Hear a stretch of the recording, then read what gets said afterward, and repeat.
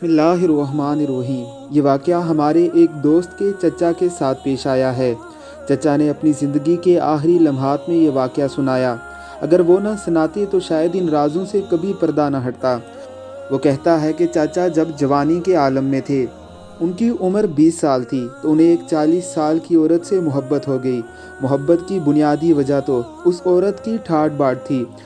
وہ انتہائی امیر عورت تھی اور انتہائی خوبصورت بھی تھی۔ 40 سال کی عمر میں بھی وہ ٹین ایجر لگتی تھی۔ لڑکی کا نام فردوسی بیگم تھا۔ فردوسی بیگم کے ہاں ڈرائیور چھٹی پر چلا گیا تھا۔ چاچا کو اطلاع ملتے ہی یہ فوراً ہی نوکری کی اپلیکیشن لے کر وہاں پہنچ گئے۔ ایک خانسامے کی مدد سے وہاں نوکری حاصل کر لی۔ چند دن اس کے ساتھ ڈرائیونگ کرنے کے بعد اسی کے خوابوں میں کھو گئے۔ چچا اپنے دل کی بات اس تک پہنچانا چاہتے تھے، لیکن وہ جانتے تھے کہ فردوسی بیگم انہیں ایک ڈرائیور سے زیادہ کچھ نہیں جانتی۔ لہٰذا انہوں نے خانسامے سے مشورہ کیا تو خانسامے نے بتایا کہ ایک جادوگر ہے جس کا جادو بہت مشہور ہے۔ اگر ہم اس کے پاس چلے جائیں تو وہ ہمارے مسئلے کا حل کر سکتا ہے۔ چاچا پر اس کے حسن و جمال نے ایسا اثر کر رکھا تھا کہ انہوں نے ایمان کی پرواہ کیے بغیر اس جادوگر کی راہ لی۔ جادوگر کے پاس پہنچے تو اس نے کہا کہ مجھے 1,00,000 روپیہ چاہیے۔ اگر 1,00,000 روپیہ مل جائے تو میں یہ کام آپ کا چٹکیاں بجاتے ہی کر دوں گا۔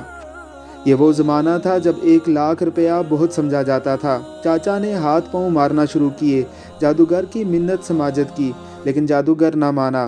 جادوگر کا کہنا تھا کہ اربوں روپے کی پراپرٹی کے مالک بننا چاہتے ہو اور 1,00,000 روپے بھی خرچ نہیں کر سکتے۔ 20 سال کی عمر میں 1,00,000 روپیہ کہاں سے آتا؟ خانسامے کے ساتھ مل کر فردوسی بیگم کی گاڑی قبائلی ایریوں میں بیچ دی۔ 75,000 روپے ہاتھ آ گئے۔ چاچا نے مانگ تانگ کر ادھار لے کر 80,000 تک پورے کر دیے، لیکن اس سے زیادہ نہ کر سکے۔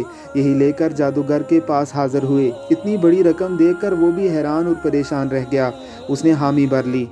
اس نے چچا کو منگل کی رات کو شہر کے گورا قبرستان میں بلایا اور کہا کہ میں قبر کا چلہ کرواؤں گا۔ محبوب حاصل کرنے کے لیے قبر میں دفن ہونا پڑتا ہے۔ میں بھی تمہارے ساتھ قبر میں ہوں گا۔ پہلے تو چاچا ڈرے، لیکن لالچ نے ان کی آنکھیں بند کر دی۔ اس رات عامل نے گورا قبرستان میں ایک پرانی قبر کھودی۔ اس میں ہڈیوں کے پنجرے پڑے تھے۔ کیڑے مکوڑے قبر میں کافی زیادہ تھے۔ عامل نے کوئی خوشبو ان پر پھینکی تو وہ بھاگ گئے۔ عامل اور چاچا قبر میں بیٹھے۔ اس کے چیلے نے قبر پر تختہ رکھ دیا اور اس کو ڈھانپ دیا۔ عامل نے قبر میں ایک دیا جلایا تو اس کے ساتھ نہایت بدبودار سی بو پھیلنے لگی۔ چاچا کی تو سانسیں بند ہو گئی، ضبط کر کے بیٹھے رہے۔ عامل نے مردے کی ہڈیوں کو گٹھا کیا، پھر ایک کوپڑی اپنے تھیلے سے نکال کر اس کے سر پر موٹے موٹے کیل گاڑ کر منتر پڑھنے لگا۔ دیے کی بو اس دوران اتنی بڑھ گئی تھی کہ چاچا کے حواس پر چھا گئی۔ ان کا سر چکرانے لگا اور انہیں محسوس ہوا کہ ان کے سامنے انتہائی خوفناک عورت کا چہرہ لہراتا ہوا پوچھ رہا ہے۔ فردوسی بیگم سے بیاہ کرنا چاہتا ہے تو یہ کام کر دے، محبوب کو پانا چاہتا ہے تو یہ کام کر دے۔ جب وہ بول رہی تھی چچا کے سینے میں کوئی چیز اچھلنے لگی۔ خوفناک عورت نے چچا کے سینے پر ہاتھ رکھا۔ انہیں ایسا لگا ان کا کلیجہ نکال لیا گیا ہو۔ وہ تڑپنے لگے اور چیخیں مارنے لگے، لیکن وہ ڈائن نما عورت ان کا کلیجہ کھانے لگی۔ چند ہی منٹ میں چاچا بے حال ہو گئے، پھر انہیں ہوش آنے لگا۔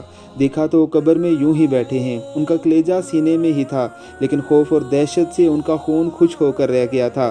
کچھ ہی دیر بعد عامل اور وہ قبر سے باہر نکلے۔ واپس جاتے ہوئے عامل نے کہا، تم نے میری موکلہ کو خوش کر دیا ہے۔ کل رات تک تمہاری محبوبہ تمہارے قدموں میں ہوگی۔ چچا جب گھر واپس آئے تو ان کی حالت اتنی خراب ہوئی کہ بخار چڑھ گیا اور غشی طاری ہو گئی۔ گھر والے ان کی حالت دیکھ کر پریشان ہو گئے۔ 3 روز تک انہیں ہوش نہ آیا۔ جب آنکھ کھلی تو خود کو ہسپتال کے بستر پر پایا۔ ذہن پر سے دھند چھٹی تو دیکھا کہ کوئی ان کے قدموں کی جانب بیٹھا ہوا تھا۔ شاباش، آنکھیں کھولو۔ ان کے کانوں میں فردوسی بیگم کی شیریں آواز پہنچی تو چاچا ہڑبڑا کر اٹھے۔ دیکھا تو فردوسی بیگم ان کے قدموں میں بیٹھی ہلکے ہلکے مسکرا رہی تھی۔ تم مجھے اتنا چاہتے ہو ناصر، میرے لیے جان دینے پر تل گئے تھے، خود کو مارنے کی ہمت رکھتے ہو، کم از کم اتنی جرأت اظہار محبت کے لیے بھی کر لیتے۔ چچا کو اپنے کانوں پر یقین نہیں آیا۔ جس عورت کی تڑپ میں وہ خود کو قبر میں دفن کر چکے تھے، بالآخر وہ ان کے قدموں پر ڈھیر ہو گئی تھی۔ فردوسی بیگم نے چچا سے شادی کر لی۔ पहली रात जब वो अपने कमरे में पहुंचे तो एकदम शशद रह गए। फिरदौसी बेगम कमरे में मौजूद नहीं थी। वो परेशान होकर इधर उधर देखने लगे। फिर यकायक दरवाज़ा खुला और फिरदौसी बेगम आम से कपड़ों में हाथ में दूध का गिलास लिए अंदर दाखिल हुई और कहा, मेरे महबूब, तेरे लिए बादाम वाला दूध लाई हूँ। चाचा फिरदौसी बेगम की अदा पर निहाल हो गए और गटागट दूध पीकर सजे संवरे खुशबूदार पलंग पर बैठकर अपनी मोहब्बत का चेहरा देखने लगे। लेकिन ये क्या चंद ही लम्हे गुजरे होंगे, चचा का सर घूमने लगा, सांस बंद होने लगी। अजीब गहरी धुंध का गबार उनकी नज़रों के सामने छाने लगा। देखा कि फिरदौसी बेगम इस गबार के पार खड़ी हंस रही और आहिस्ता आहिस्ता आगे बढ़ रही है। जो जो वो आगे बढ़ती है उसके चेहरे के खुदहाल बदलते जाते हैं। फिर वो बिल्कुल उनकी आंखों के सामने आई तो उसका चेहरा बिगड़कर कब्र की डाइन जैसा हो गया। उसने चाचा को अपने बाजू में लिया और बिस्तर पर गिरा लिया। पहली सुहाग रात गुजरी तो चाचा के इश्क का भूत भी उतर गया और उनकी हालत भी बिगड़ गई। उनके जिस्म से खून निचड़ गया और आंखें अंदर को धंस गई। डॉक्टर हैरान हुए कि उन्हें हुआ क्या है। कोई बीमारी समझ में नहीं आती थी। चाचा अगर मरने से कबल इस राज से पर्दा ना उठाते तो शायद हम भी सारी ज़िंदगी उनके मौत का सबब ना जान सकते। ये मौत उन्हें महबूब के कदमों में गिरने के बाद मिली थी। अल्लाह रब्बुल इज़्ज़त की ज़ात हमें ऐसे कामों से अपने हिफ्ज़ व अमान में रखे। आमीन सुम आमीन।